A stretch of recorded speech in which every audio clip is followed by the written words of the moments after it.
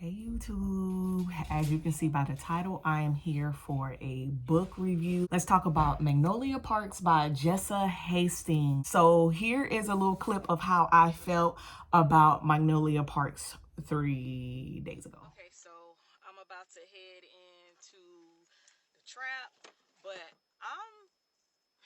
I'm not gonna hold y'all. Like, I'm not really enjoying Magnolia Parks. It is giving basic and it's giving simple. Now I'm only 45 pages in, so don't fight me. But number one, when am I gonna start enjoying it? And it just feels like, Kim, people are dying.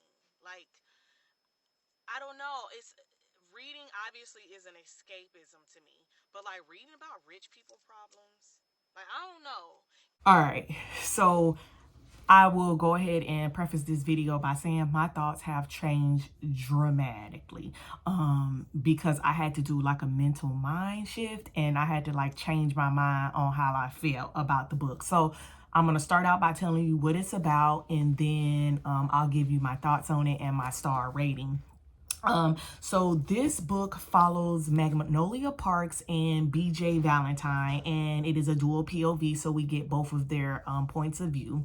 Both of them are famous in some right. Magnolia being like a socialite, her father works in the music industry and he's super popular, and BJ is like a model type situation.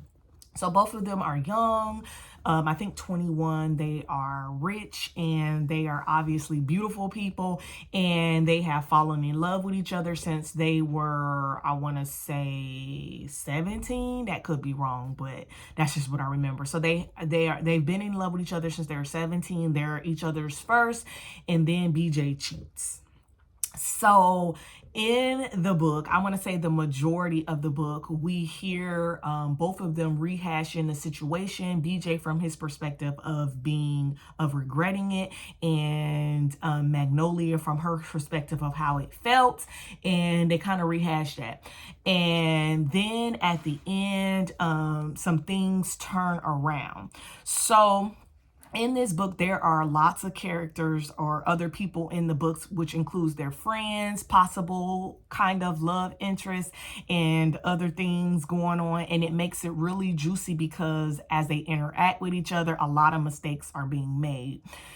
The point blank bottom line is mistakes, at least from these main characters, are being made because they have lots of regrets and they have lots of wants when it comes to each other, and they're not sure that they're ever able to live without each other. So both of them make some really serious and messy mistakes, and I did appreciate that. So my downfall with this particular story was that at first, like when I first read it, now keep in mind, I'm a primary fantasy reader. So like one of the things that I really need from a book is for it to develop the plot and then the plot to go. Like I need there to be an overarching goal. I need something to happen.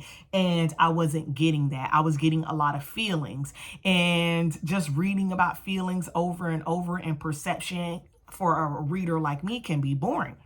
So that was the first thing. The second thing is rich people problems. I mean, they're young, they're fabulous, there's drugs, and that is so far from the scope of, number one, what I usually read, and number two, anything in my existence. So I kind of had to struggle with my mindset of reading these people's issues because they have nothing to do with me. And in fact, in a world where I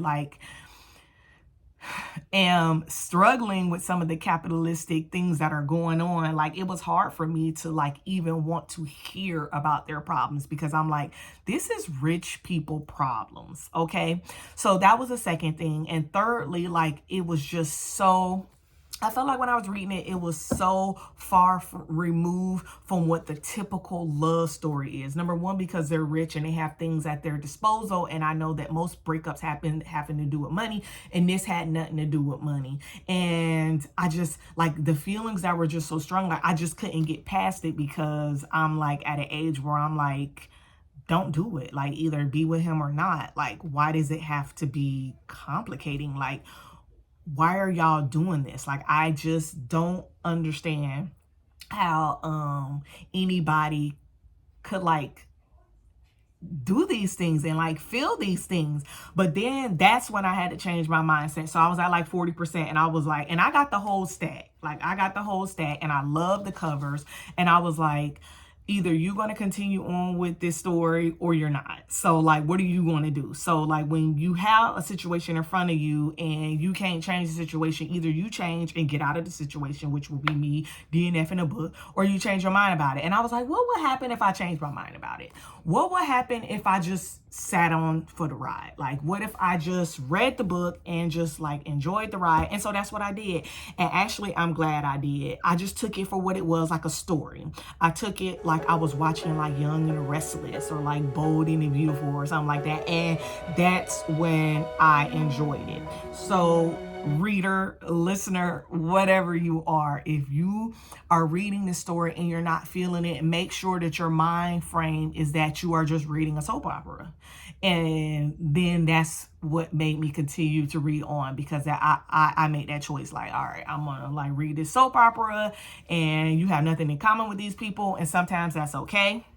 So I continued to read it, and boy, the plot started plotting, secrets started getting unveiled, and long story short, enjoyed it and I loved it. So I ended up giving it a 4-star just because it started out pretty slow to me, and things just was happening, and it was just like, I felt like it was just like too much. But I ended up giving it a 4-star. It kept me in. I listened primarily, and then I read, and that was a good experience. I had to slow it down because I listened at 1.5 and I had to slow it down to 1.25. So all in all, I recommend, if this is on your TBR or you have this book, I definitely recommend getting it. It is available at my public library on Libby for the audio and the ebook. So that is a good platform if you want to check it out and not want to pay for it. So, and I know it was published by an indie author, but it did get picked up. So I was able to get those things off Libby. So I wanted to end this video with 2 of my favorite quotes. I do want to say that I really enjoyed the way she wrote BJ, because BJ he felt things like very deep, and I don't know if she did that on purpose, because typically a male MC doesn't do that. Like, you just kind of like get how he feels and everything is sexy and all this other stuff, and it wasn't like that. I also will say a plus to me was that there wasn't a lot of like sex on page. Obviously there was some, but it wasn't like heavily like smut sex, and to me, I don't like reading porn. Like, I just feel like it's porn, and if that's you, that's you, but I don't like reading a lot of like sex on page. So I really did appreciate that it did leave some things for our imagination, and it was written in a way that was like metaphoric versus like direct, like using like words like cock and like, that's just not me. So I do want to leave you with 2 quotes that I really enjoy, and it kind of like summarizes the story, and I hope that you take these as well. So this is from the perspective of Magnolia. Magnolia in the story ended up like struggling and like being introduced with other people, and here's how she thinks about BJ, or Beej as she calls them. She says, it's a particular and worldless shift that happens between us. Oh, so she ended up getting another love interest. So this is what she thought about him. She said, it's a particular and wordless shift that happens between us, which is undefinable and uncharted to me. Do I have feelings for this man? Or has he been elevated to, number 1, safest place?